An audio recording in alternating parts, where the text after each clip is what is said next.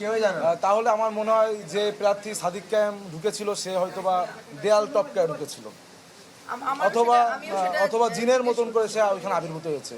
তাহলে আপনি তো জিনের মতন আবির্ভূত হইলেও তার একটা ছবি অলরেডি ভাইরাল আচ্ছা হয়েছে। মেয়েরাও তো ছিলে মা, তোমরা কি করে আসলে বলো তো? হ্যাঁ কিভাবে দরজা খোলা পেয়েছো কি করে বলো? না কে না মানে উনি কিভাবে ঢুকলেন এটা বলো। নাকি আকাশ থেকে? না একটু দাঁড়াও, একটু এক এক করে বলো। উনি আসলেন তারপর গেটটা কে খুললো বলো।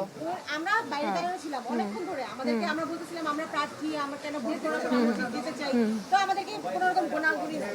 তো ভিতরে যারা ছিল আমরা দেখলাম হুট করে ওনাকে ওয়ার্ম ওয়েলকাম করে কয়েকজন ভিতরে কে আইডেন্টিফাই করতে পারবে এই মুহূর্তে?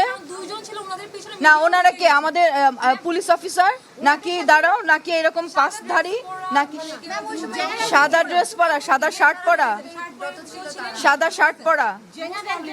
ম্যাম এখানে সিসিটিভি আছে না?